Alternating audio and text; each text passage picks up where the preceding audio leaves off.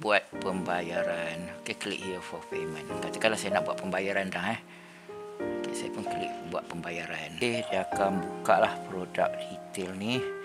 Pastikan kita berhati-hati dekat bahagian pembayaran ni, sebab kita dekat sini boleh pilih macam saya tadi Star Innovator kan. Jadi harga dia akan berubah lah dekat sini. Okey, Star Innovator, add to cart.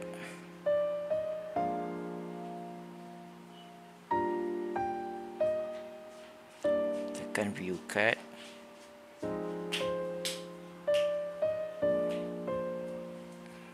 Okey, dekat sini ada satu button proceed to checkout.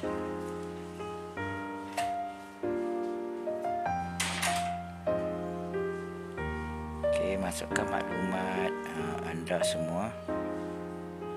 Dekat sini ada dua pilihan, sama ada you nak bayar guna online banking, boleh pilih bank, ataupun you nak guna QR. Okey, QR payment You ada dua pilihan lah, terpulang. Katakanlah saya nak guna online banking, saya pilih bank saya lah.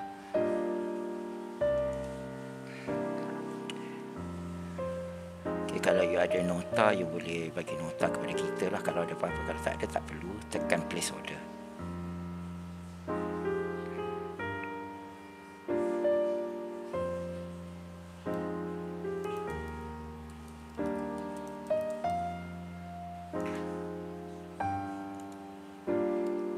Klik continue.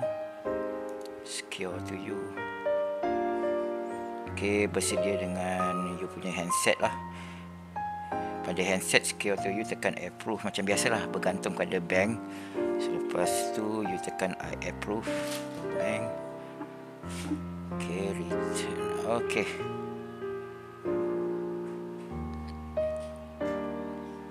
Okey, selepas pembayaran, okey, you akan dapat email sepatutnya. Okey, receipt. Okey, ni receipt. Okey, receipt ni you boleh jadikan dia sebagai bukti pembayaran. Katakanlah saya download receipt ni. Okey, request code. Okey, dia bagi dekat email kod ni. Ini untuk you download receipt Okey, sekarang saya boleh download receipt ni. Right, ni bukti pembayaran saya lah. Okey, bila bukti ni dah ada, saya boleh kembali kepada saya punya registration form ni untuk attach evidence. Okey, ni receipt tadi tu. Okey, sebagai bukti sahaja, dan saya submit.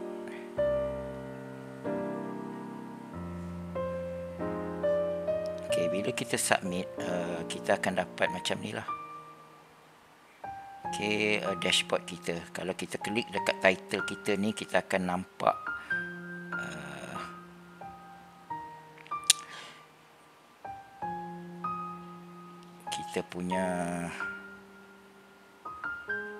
kita punya blog berkaitan kita punya inovasi tersebut. Ini sebagai satu contoh sahajalah. Alright, kalau nak kembali kepada dashboard, you boleh back atau login, sama sahaja. Kalau you login balik, you nak daftar untuk kategori lain. You dah login Saya log out dulu. Ni just nak tunjuk contoh sahaja.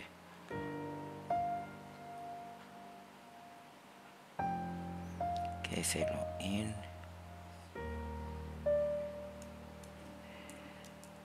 Email saya untuk masuk kembali kepada dashboard.